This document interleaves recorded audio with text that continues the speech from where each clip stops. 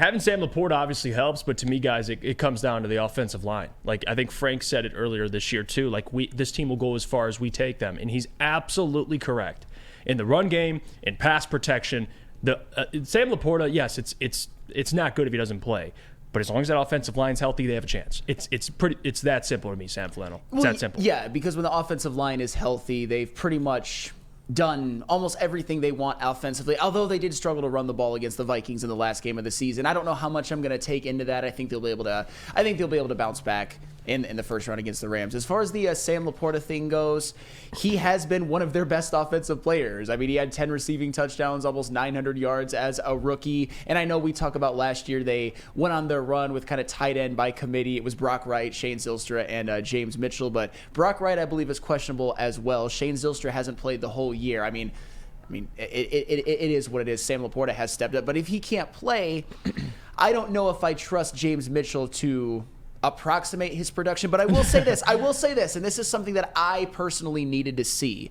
My lasting image of James Mitchell up until this last game this season was that third try at that 2-point conversion where Jared Goff didn't throw a good pass, but it just kind of landed at his feet, and they ended up losing to the Dallas Cowboys. But he made a play in that game against the Vikings, the one where Jared Goff rolled to his left and threw across his body, and James Mitchell was there, and he made a play. And he is a guy that his draft status was hurt by injury.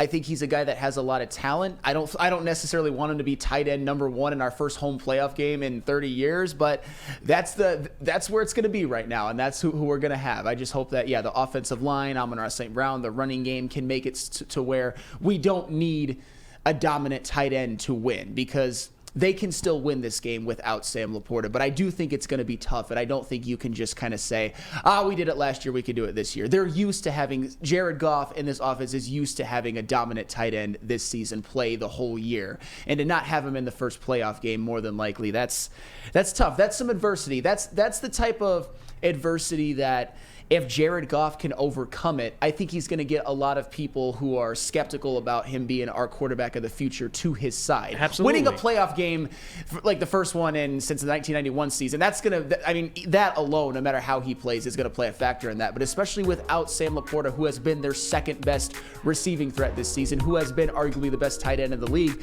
that's some adversity. That shows you that not everything would have to be perfect for Jared Goff to succeed. So I'm hoping that the Lions can go out and Jared Goff in this Lions offense and defense can have a game and render the Sam Laporta absence not detrimental.